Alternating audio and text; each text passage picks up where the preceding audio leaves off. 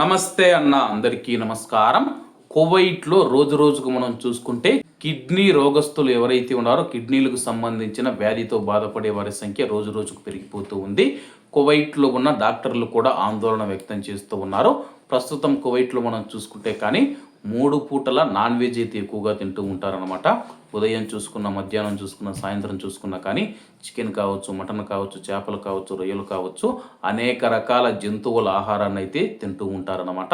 ఈ నేపథ్యంలో కిడ్నీలు చెడిపోతూ ఉన్నాయని చెప్పేసి డాక్టర్లు అయితే ఆందోళన వ్యక్తం చేస్తూ ఉన్నారు. అలాగే సరిపడా నీళ్లు తాకకపోవడం, అలాగే హైడ్రేట్గా ఉండడం వల్ల కూడా కిడ్నీల మీద ప్రభావం చూపుతూ ఉందని చెప్పేసి, అలాగే కువైట్లో చాలామంది మనం చూసుకుంటే స్క్రీన్ మీద మీకైతే ఒక ఫోటో అయితే కనపడుతూ ఉంది చూడండి. ఎక్కడ చూసినా కానీ కువైట్లోని రోడ్లపైన ఎక్కడైతే కరెంటు స్తంభాలు ఉన్నాయో ఆ కరెంటు స్తంభాలకైతే ఈ యొక్క బోర్డులు కనిపిస్తూ ఉన్నాయన్నమాట.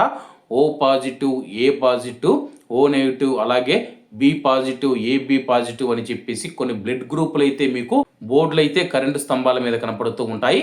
అంటే ఎవరైనా సరే కానీ కిడ్నీ దాతలు ఉంటే కానీ పలానా రక్తం గ్రూపు కలవారు దయచేసి కిడ్నీని మాకు దానం చేయగలరని చెప్పేసి చాలామంది బోర్డులు అయితే పెడుతూ ఉన్నారు.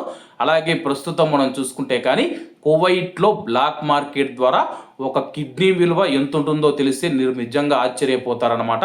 20,000 దినార్లు ఉంటుందని చెప్పేసి చాలా వరకు అయితే స్థానిక మీడియాలో అయితే కథనాలు వస్తూ ఉన్నాయన్నమాట. 20,000 దినార్లు మన ఇండియన్ రూపీస్లో మనం పోల్చి చూసుకుంటే ప్రస్తుత దినార్ రేటు ప్రకారం దాదాపు 60 లక్షల రూపాయలు అవుతుందన్నమాట.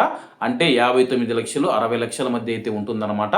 ఒక కిడ్నీని అయితే చాలా మంది అయితే కానీ కువైట్లో చాలా మంది కోటీశ్వరులు ఎవరైతే ఉన్నారో కిడ్నీ ప్రాబ్లమ్స్ అయితే వస్తూ ఉన్నాయి. కువైట్లో ప్రతి ఏడాది మనం చూసుకుంటే కానీ 300 వరకు కిడ్నీ ఆపరేషన్లు జరుగుతూ ఉన్నాయని చెప్పేసి వైద్య నివేదికలు కూడా తెలుపుతూ ఉన్నాయి. ఏది ఏమైనా సరే కానీ ఆరోగ్యాన్ని జాగ్రత్తగా కాపాడుకుండా కువైట్లో ఉన్న, ఇండియాలో ఉన్న, ఎక్కడ ఉన్నా సరే కానీ మన ఆరోగ్యాన్ని మనమే కాపాడుకోవాలి. మన ఆరోగ్యాన్ని నిర్లక్ష్యం చేసి మనం డబ్బు మీద, సంపాదన మీద దృష్టి పెడితే కానీ ఆ డబ్బు నువ్వు ఎంత సంపాదించినా సరే కానీ చివరకు వచ్చేసరికి నువ్వు సంపాదించిన డబ్బంతా ఒక్కసారి ఏదైనా ఒక రోగం వస్తే ఆ రోగాన్ని ఖర్చు పెట్టాల్సి ఉంటుంది. ఆరోగ్యం చూసుకుంటూనే డబ్బు సంపాదించండి. అలాగే ఒక మంచి హెల్త్ ఇన్సూరెన్స్ అయితే చేయించి పెట్టుకోండి. కాబట్టి అందరూ బాగుండాలి, ఎందులో మనం ఉండాలి. అందరికీ నమస్తే అన్న, జై హింద్.